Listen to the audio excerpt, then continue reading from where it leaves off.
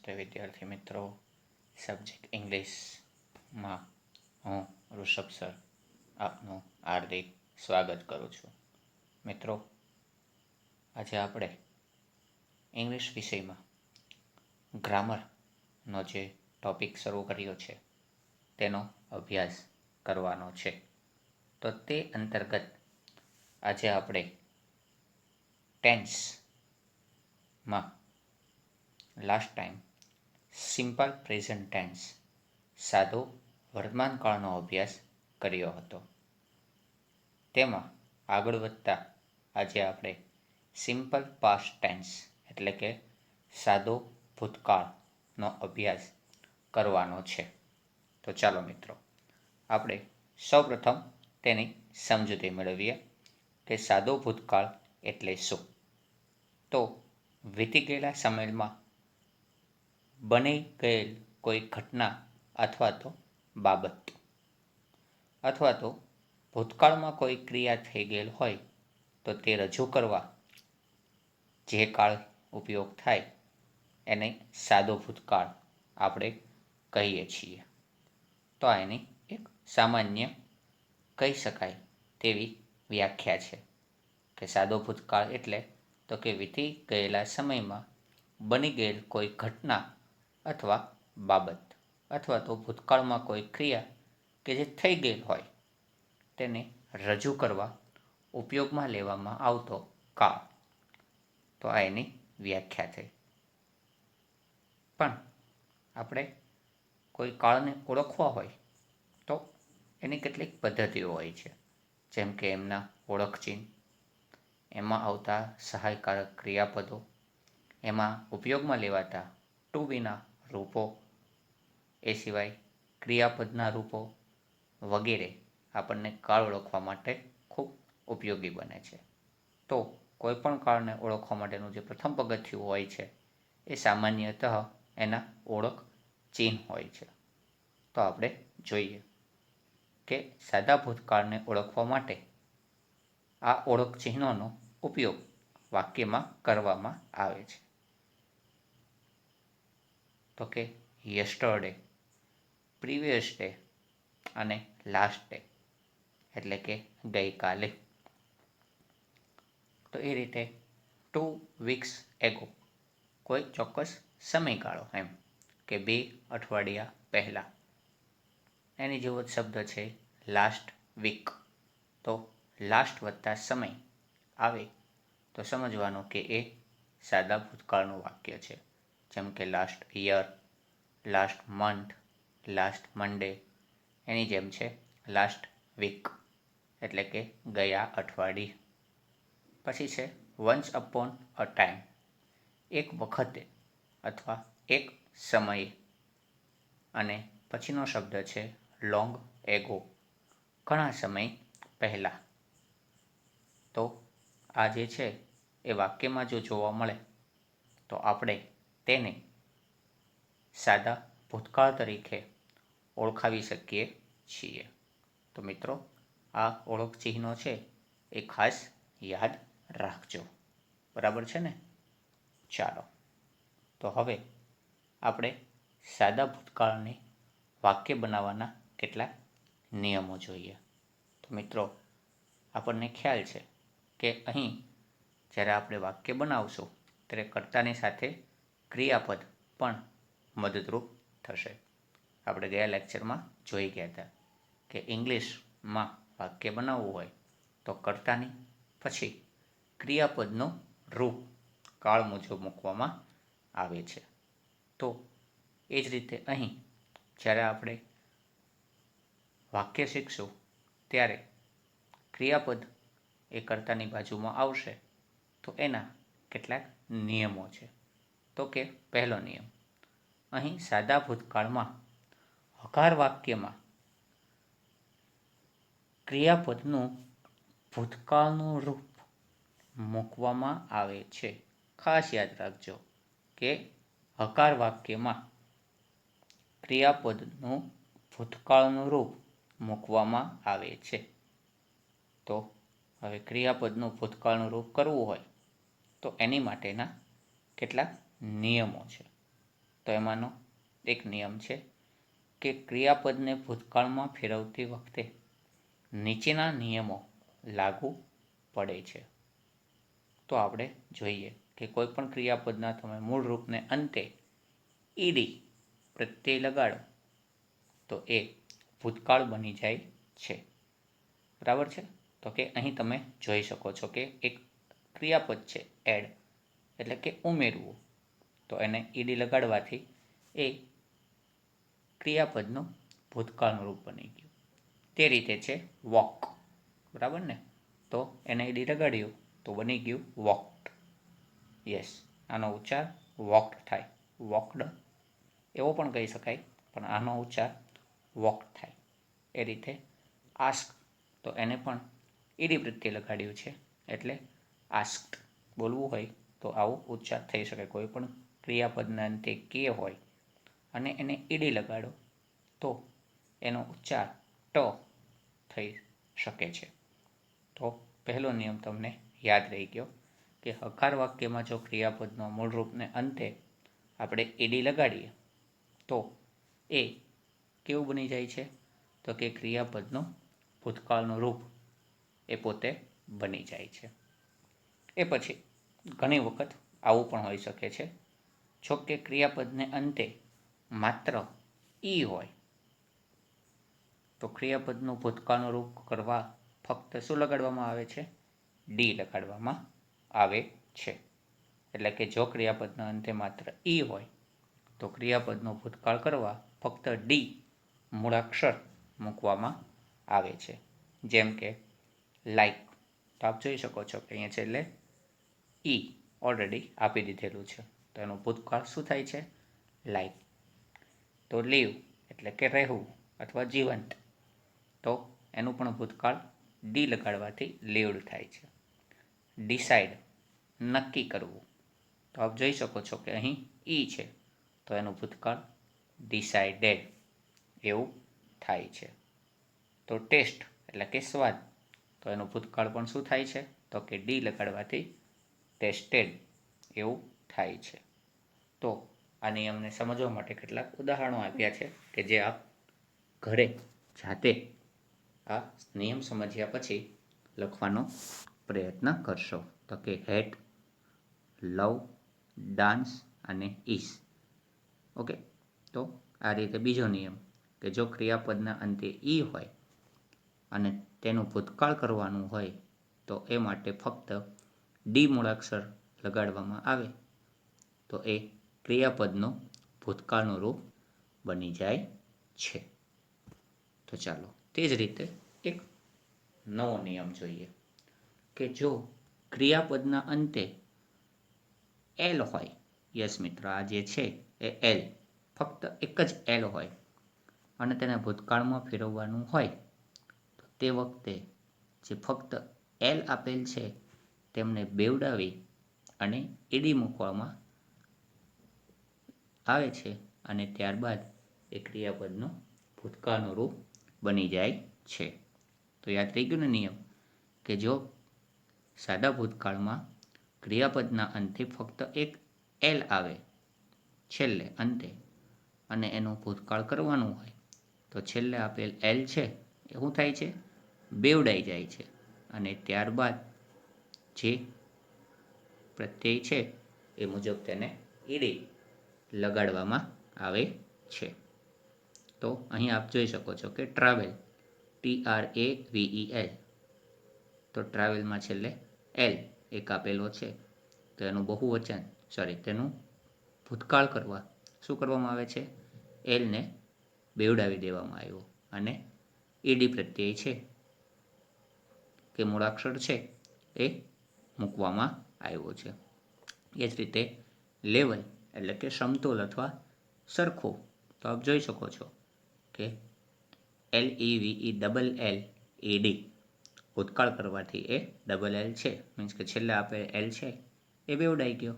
એ રીતે છે લાયેબલ, તો કે નુકસાન પહોંચાડવું, તો આપ જોઈ શકો છો કે ક્રિયાપદના અંતે એલ છે, એક જ એલ છે અને તેને આપણે ભૂતકાળમાં ફેરવવાનો છે તો છેલ્લે આપેલ એલ છે એ શું થઈ જાય છે?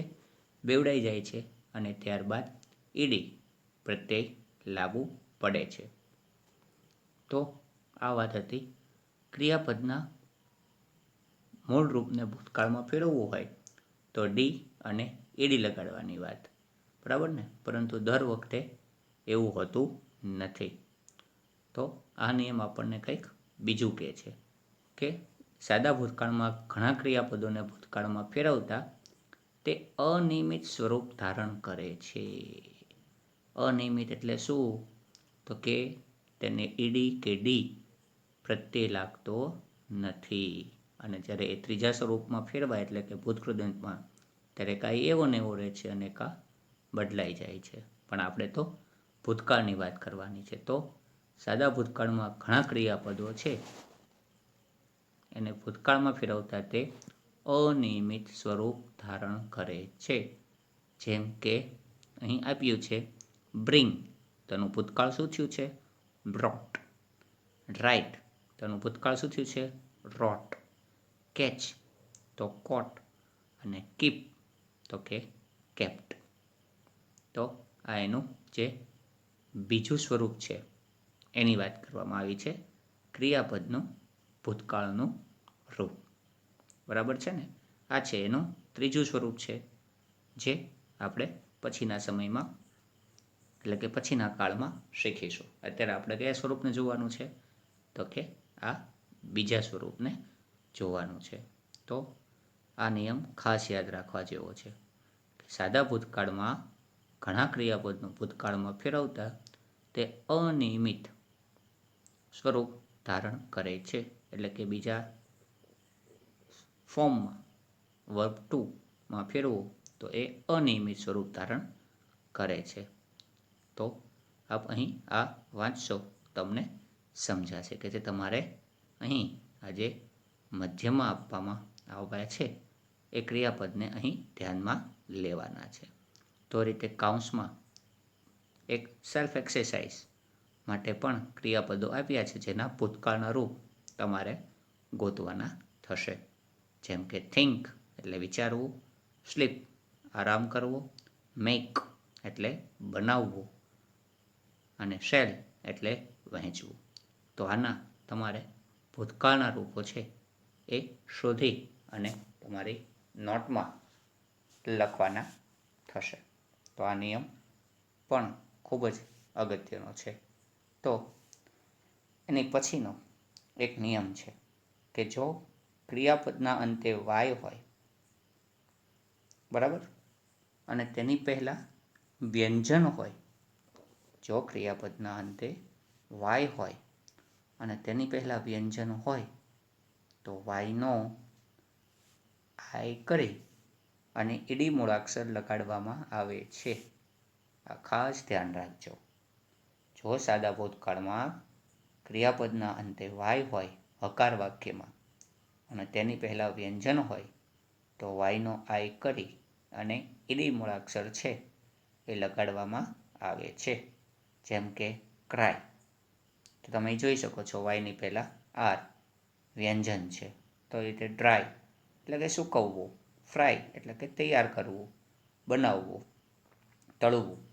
તો ક્રાયમાં તમે જોઈ શકો છો કે વાયની પહેલાં વ્યંજન છે એટલે વાયનો આય થયો અને ત્યારબાદ ઈડી પ્રત્યય લગાડવામાં આવ્યો છે.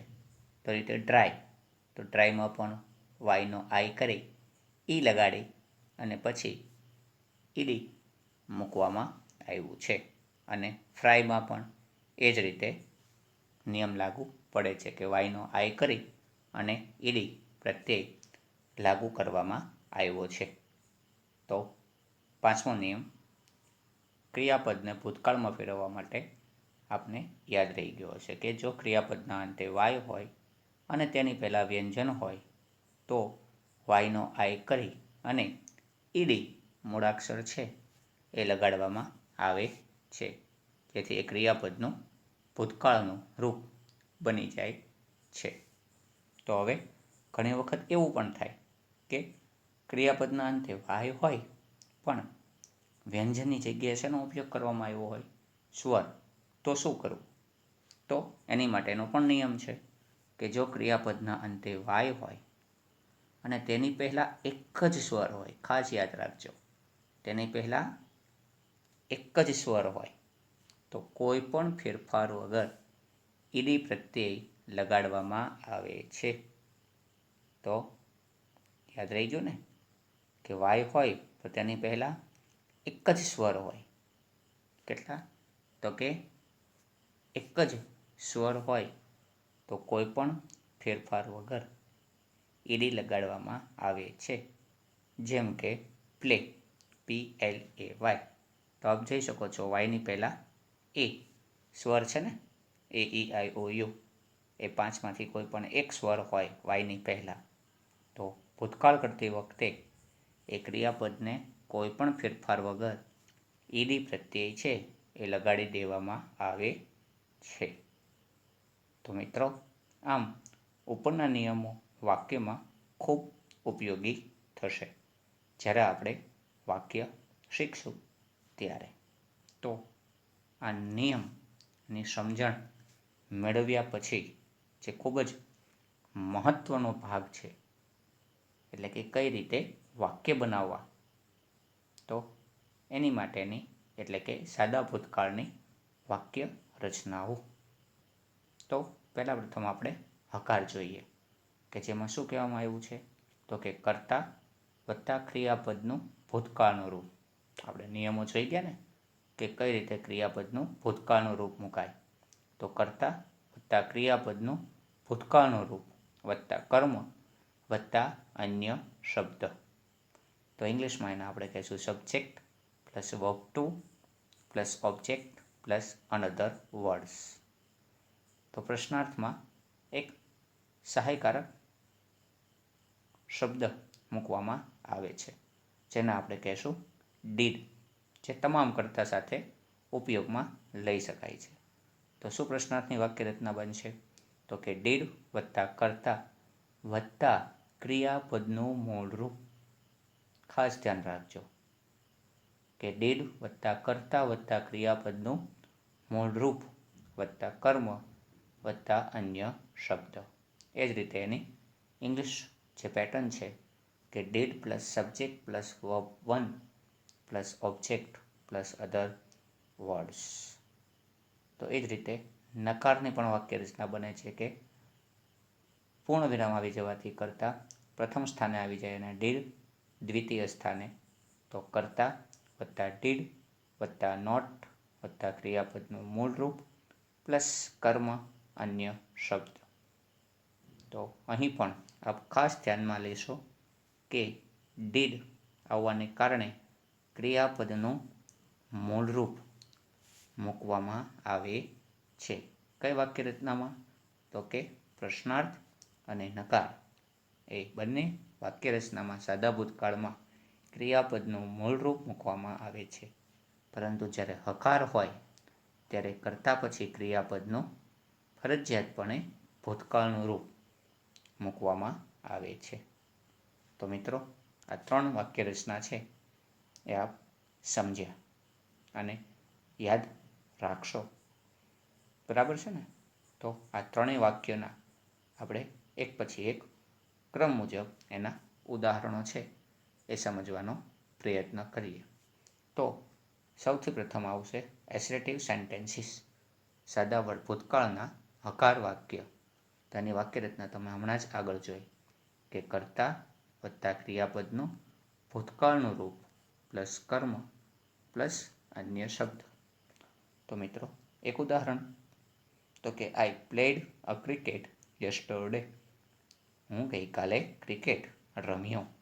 તો કેમ ખબર પડી, તો કે યસ્ટરડે આપ્યું છે એટલે, અને પૂર્ણ વિરામ છે એટલે હકાર. તો આ વાક્ય સાદા ભૂતકાળનો હકાર થયું, માટે ક્રિયાપદનું કયું રૂપ આવશે, ભૂતકાળનું રૂપ. તો કૌંસમાં ક્રિયાપદ છે જે મૂળ રૂપમાં છે પ્લે, તો એનું ભૂતકાળ શું થાય, તો કે પ્લેડ. બરાબર ને? તો I played a cricket yesterday. એ જ રીતે we bought new house last year. અમે ગયા વર્ષે નવું ઘર ખરીદ્યું. તો લાસ્ટ યર એટલે સાદા ભૂતકાળનું ઓળખ ચિહ્ન અને વાક્ય હકાર છે માટે બાયનું એટલે કે BUI બાયનું ભૂતકાળનું રૂપ શું થાય? બાઉટ અથવા બોટ. તો we bought new house last year.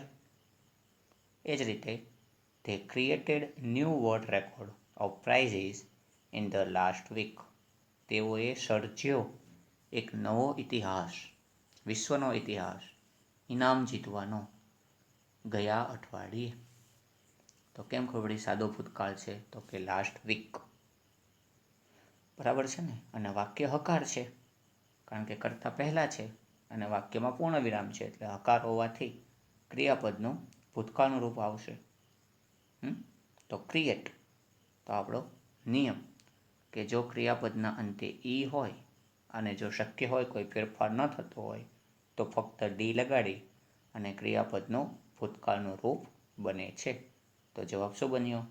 તે created new world record of prizes in the last week. એ જ રીતેનું ઉદાહરણ છે કે that boy put a cycle here previous day. પેલા છોકરાએ મૂકી હતી સાયકલ અહીંયા ગઈકાલે. તો પ્રીવિયસ ડે એટલે ગઈકાલે. તો ક્રિયાપદનું કેવું રૂપ આવશે? મૂળ રૂપ કે ભૂતકાળનું રૂપ? તો કે ક્રિયાપદનું ભૂતકાળનું રૂપ આવશે. તો પુટનું ભૂતકાળનું રૂપ શું થાય? તો કે પુટ જ થાય. બરાબર છે ને? આ એક યાદ રાખવાનું કે પુટનું ભૂતકાળનું રૂપ શું થાય છે? પુટ જ થાય છે. અહીં પહેલો નિયમ કોઈ લાગુ પાડવાનો નથી. એટલે જે કૌંસમાં છે એનું જ સ્વરૂપ અહીં મૂકી દઈશું એટલે એ આ પ્રીવિયસ ડે હોવાને કારણે ભૂતકાળનું સ્વરૂપ બની જશે. તો that boy put a cycle here previous day. તેણે એટલે કે પેલા છોકરાએ મૂકી હતી સાયકલ ગયા અઠવાડિયે. She read she read this book last month at her house. તેણીએ વાંચ્યું આ પુસ્તક ગયા મહિને પોતાના ઘરે. તો મિત્રો કેમ ખબર પડી? તો કે લાસ્ટ મંથ એટલે સાદો ભૂતકાળ થયો. હકાર વાક્ય છે એટલે ક્રિયાપદનું વાક્ય રચના મુજબ શું આવશે? તો કે ભૂતકાળનું રૂપ આવશે. તો કૌંસમાં શબ્દ છે રીડ, તો એનું ભૂતકાળનું સ્વરૂપ શું થાય? તો કે સ્પેલિંગ એનો એ રહે પણ એનો ઉચ્ચાર શું થઈ જાય છે? રેડ. ઓકે, બરાબર ને? સ્પેલિંગ એનો એ રહે છે પણ ભૂતકાળમાં ફેરવો ત્યારે એનો ઉચ્ચાર શું થઈ જાય છે? રેડ. સો શું જવાબ આવશે? She read this book last month at her house. તો આને અનિયમિત ક્રિયાપદ કહેવાય કે નથી ડી લાગ્યો નથી ઈડી લાગ્યો પરંતુ ફક્ત ઉચ્ચાર ફેરવાવાને કારણે એ ક્રિયાપદનું ભૂતકાળનું રૂપ બની ગયું. તો સમજાણું ને? She read this book last month at her house. ગયા મહિને તેણે પોતાના ઘરે આ પુસ્તક વાંચ્યું. અને એ જ રીતે છેલ્લું વાક્ય he wrote a letter to his uncle. તેણે લખ્યો એક પત્ર તેના કાકાને. તો મિત્રો અહીં રાઇટનું અનિયમિત સ્વરૂપ ભૂતકાળમાં ફેરવો એટલે એ અનિયમિત સ્વરૂપ બની જાય છે અને શું બની જાય છે? રોટ. WROTE. તો આપણે અહીં પ્રથમ વાક્ય રચના જોયા કે શબ્દોની ઓળખાણ થકી અથવા તો વાક્યની ઓળખાણ થકી જો સાદા ભૂતકાળનું વાક્ય હકાર હોય તો ક્રિયાપદનું ભૂતકાળનું રૂપ એટલે કે દ્વિતીય સ્વરૂપ અહીં મૂકવામાં આવે છે કે જેમાં આપણે અલગ અલગ સ્વરૂપના ઉદાહરણો જોયા. ક્યાંક ઈડી, ક્યાંક ડી, ક્યાંક જે કૌંસમાં છે એના જ શબ્દો, ક્યાંક ઉચ્ચાર ફેર સાથેના શબ્દો અને ક્યાંક અનિયમિત સ્વરૂપ ધારણ કરી એ ક્રિયાપદને ભૂતકાળમાં ફેરવે છે. તો નોંધ, ખાસ ધ્યાન રાખજો કે અહીં તમે જોયું કે વાક્યમાં કરતા પછી ક્રિયાપદનું ભૂતકાળનું રૂપ મૂકવામાં આવે છે. આ સાદા ભૂતકાળનું મહત્વનો નિયમ હકાર વાક્યનો છે કે કરતા પછી ક્રિયાપદનું ભૂતકાળનું રૂપ અહીં મૂકવામાં આવે છે. તો મિત્રો એ જ રીતે આપણે બીજી વાક્ય રચના તરફ જઈએ તો એ છે ઇન્ટ્રોગેટિવ સેન્ટેન્સીસ. એટલે કે પ્રશ્નાર્થ વાક્યો ખૂબ જ સમજવા જેવા છે કે ડીડ વત્તા કર્તા વત્તા ક્રિયાપદનું મૂળ રૂપ કર્મ વત્તા અન્ય શબ્દ. તો આ સમજતા પહેલાં આપણે અહીં જે નોંધ છે એ જોઈ લઈએ કે અહીં ડુનું ભૂતકાળનું રૂપ ડીડ થાય છે, માટે ક્રિયાપદનું મૂળ રૂપ મૂકવામાં આવે છે. આગળ કીધું હતું પણ અહીં ફરી વખત જોઈ લઈએ કે ડુનું ભૂતકાળનું રૂપ શું થાય છે? ડીડ થાય છે, માટે ક્રિયાપદનું મૂળ રૂપ મૂકવામાં આવે છે. અને એક કહેવત છે કે એક વૃક્ષ પર બે ભૂત ના હોય, એક વૃક્ષ ઉપર એક જ ભૂત હોય. તેની જેમ અહીં વાક્યરચનામાં પણ બે ભૂતકાળનું રૂપ ક્યારેય એકસાથે આવી શકે નહીં. ડીડ પોતે ડુનું ભૂતકાળનું રૂપ હોવાથી ક્રિયાપદ છે એ પોતે કેવા સ્વરૂપમાં આવી જાય છે? મૂળ રૂપમાં આવી જાય છે. અને અહીં આગળ હકાર વાક્યમાં જુઓ તો ડીડ પોતે ન હોવાથી ક્રિયાપદ પોતે કેવા સ્વરૂપમાં બની જાય છે મૂળ રૂપમાંથી? તો કે ક્રિયાપદ પોતે ભૂતકાળના રૂપમાં બની જાય છે. માટે એક વૃક્ષ ઉપર બે ભૂત ક્યારેય રહેતા નથી. બરાબર ને? તો એ સામાન્ય વાતને યાદ રાખવાની અને અહીં અમલમાં મૂકશો કે ડીડ પોતે ભૂતકાળનું રૂપ હોવાથી, ડુનું ભૂતકાળનું રૂપ હોવાથી ક્રિયાપદનું હંમેશા કેવું રૂપ આવે છે? મૂળ રૂપ મૂકવામાં આવે છે. તો હવે એ પ્રમાણેના અહીં ઉદાહરણો છે જે આપણે સમજવા ખૂબ સરળ રહેશે કે ડીડ તે visit the Taj Mahal last month? તો અહીં લાસ્ટ મંથ આવ્યું એટલે સાદો ભૂતકાળ થયો અને પ્રશ્નાર્થ છે, માટે કાઉન્સમાંથી શબ્દ આવ્યો છે ડુ પ્લસ વિઝિટ. એનો જવાબ શું બનશે? ડીડ તે વિઝિટ. બરાબર ને? ડીડ એટલે કે ડુનું ભૂતકાળનું રૂપ અને વિઝિટ એટલે કે ક્રિયાપદનું મૂળ રૂપ. મૂળ રૂપની વ્યાખ્યા મેં જે કીધી હતી ગયા લેક્ચરમાં કે મૂળ રૂપ એટલે શું? તો કે ક્રિયાપદના શબ્દોમાં ન કાંઈ ઉમેરો કરવામાં આવે, ન કાંઈ ઘટાડો કરવામાં આવે, એનું એ જ સ્વરૂપ મૂકી દેવામાં આવે, એને ભૂતકાળનું રૂપ કહે છે. તેને મૂળ રૂપ કહે છે. તે જ રીતે did you like an ice cream when you child? શું તમને આઈસ્ક્રીમ ખાવો ગમતો જ્યારે તમે બાળક હતા? તો મિત્રો આપ જોઈ શકો છો અહીં કોઈ ઓળખ ચિહ્ન નથી, પણ એક શબ્દ છે કે જે ભૂતકાળ બતાવે છે. કયો? તો કે ચાઇલ્ડ. ચાઇલ્ડ એટલે બાળક, આપણું બાળપણ. તો એ એક પણ પ્રકારની ભૂતકાળની ઘટના જ છે ને. તો અહીં એને ધ્યાનમાં રાખીએ કે વેન યુ ચાઇલ્ડ, તો આ ચાઇલ્ડ શબ્દ છે એ તમારું બાળપણ બતાવે છે, ભૂતકાળ બતાવે છે. માટે અહીં શું આવશે? તો કે ડીડ પ્લસ ક્રિયાપદનું મૂળ રૂપ. આપણે હંમેશા ખાલી જગ્યામાં સાદા ભૂતકાળની પ્રશ્નાર્થ ખાલી જગ્યામાં આ બે જ શબ્દોને ધ્યાનમાં લેવાના રહેશે જવાબ લખતી વખતે. તો શું આવશે? ડીડ, ડુનું ડીડ થઈ ગયું અને ક્રિયાપદનું મૂળ રૂપ મૂકવાનું. Same as did that child make painting in the last lecture? શું બાળકે ચિત્ર બનાવ્યું છેલ્લા તાસમાં? તો એઝ યુઝ્યુઅલ શું આવ્યું? Last lecture. તો એ પ્રમાણે પણ ભૂતકાળનું વાક્ય હોવાથી ડુનું ભૂતકાળનું રૂપ ડીડ આવશે અને કરતા પછી ક્રિયાપદનું કેવું રૂપ આવશે? મૂળ રૂપ એટલે કે મેકનું મેક. એ જ પ્રમાણે did my mother Cook a breakfast yesterday? શું મારા મમ્મીએ નાસ્તો બનાવ્યો હતો અથવા તો બનાવ્યો ગઈકાલે? તો સેમ એઝ યસ્ટરડે એટલે સાદો ભૂતકાળ હોવાથી શું આવશે? તો કે ડુ વત્તા ક્રિયાપદનું મૂળ રૂપ હોવાથી અને પ્રશ્નાર્થ યસ્ટરડે હોવાથી ડીડ વત્તા ક્રિયાપદનું મૂળ રૂપ આવશે. તો અહીં શું મુકાશે? તો કે ડીડ અને કુક ક્રિયાપદનું મૂળ રૂપ. એ પછીનું વાક્ય did your teacher cold me before some time? શું તમારા શિક્ષકે બોલાવ્યો હતો મને થોડા સમય પહેલાં? તો મિત્રો બિફોર સમ ટાઈમ, તો આ શબ્દ શું બતાવે છે? સાદો ભૂતકાળ બતાવે છે. થોડા સમય પહેલાં, એમ જાજો નહીં, થોડા સમય પહેલાં મને બોલાવ્યો હતો. તો એ દૃષ્ટિએ અહીં શું આવશે? તો કે ડુનું ભૂતકાળનું રૂપ ડીડ આવશે અને કરતા પછી ક્રિયાપદનું મૂળ રૂપ આવશે. તો જવાબ શું બનશે? Did your teacher call me before some time? Okay.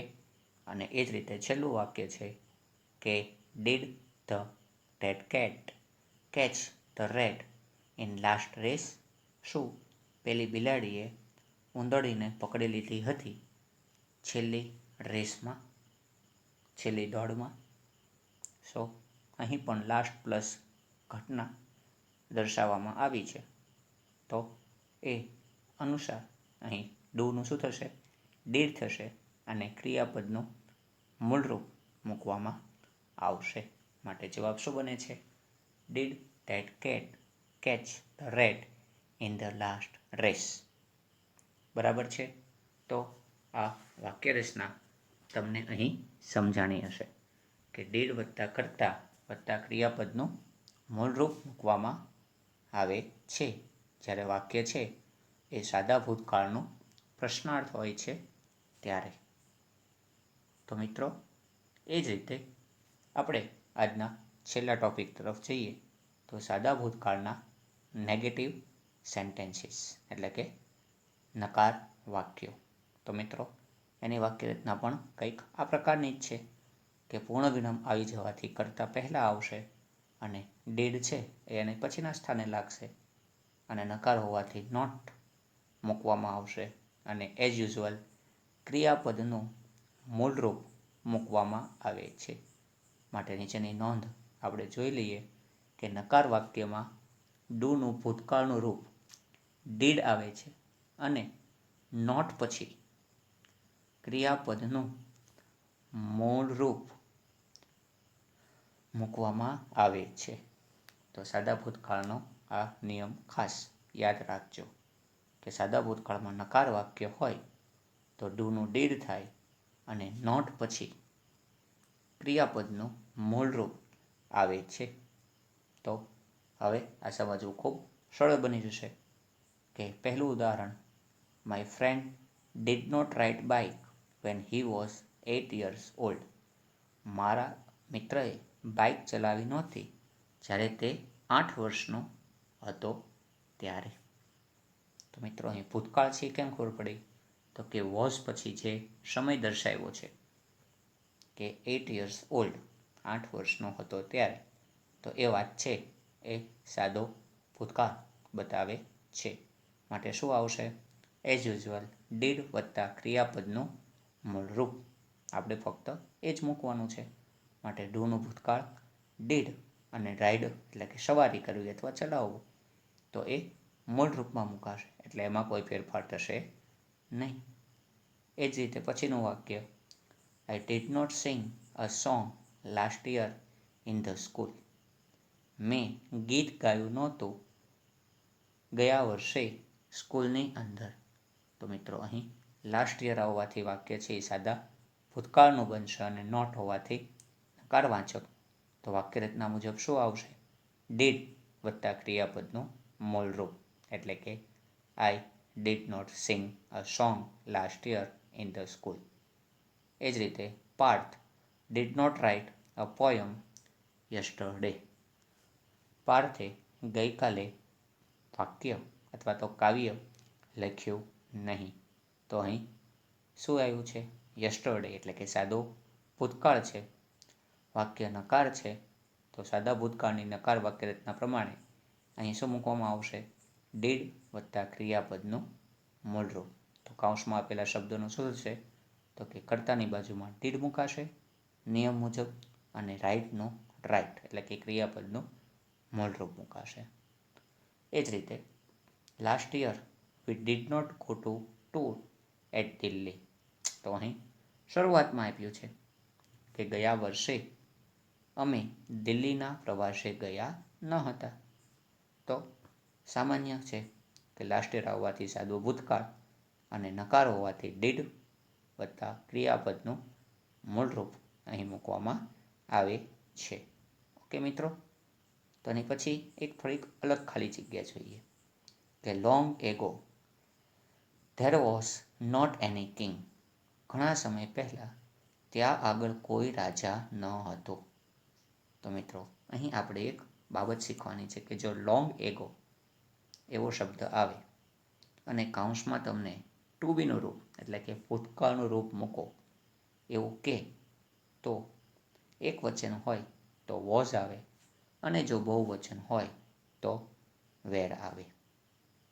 તો અહીં ક્રિયાપદ નથી મૂકવાનું મિત્રો. અહીં શું મૂકવાનું છે તો કે કાળસૂચક શબ્દ મૂકવાનો છે. ટુ બીનું રૂપ જે કાળ સૂચવે છે એ શબ્દ મૂકવાનો છે. તો એ રીતે અહીં કોઈ કર્તા વાક્યની શરૂઆતમાં છે નહીં, તમે જોઈ શકો છો. બરાબર ને? તો એ રીતે કેટલા વચન છે તો કે કિંગ એક વચન છે, માટે ટુ બીનું ભૂતકાળનું રૂપ શું મૂકવામાં આવશે? વોઝ. બરાબર ને? તો long ago there was not any king. ઘણા સમય પહેલાં ત્યાં આગળ કોઈ રાજા ન હતો. તો આ જે 5મી ખાલી જગ્યા છે એ થોડીક વિશેષ યાદ રાખવાનો પ્રયત્ન કરજો. અને આ સાથે આ નકાર વાક્યનું છેલ્લું ઉદાહરણ કે that boy did not cry that day. પહેલું બાળક નહોતો રડ્યો તે દિવસે. તો મિત્રો અહીં તમે જોઈ શકો છો ધેટ ડે એટલે કે સાદો ભૂતકાળ હોવાથી અને નોટ હોવાથી શું આવશે તો કે કર્તા વત્તા ડીડ વત્તા નોટ વત્તા ક્રિયાપદનું મૂળરૂપ. તો ડુનું શું થઈ જશે?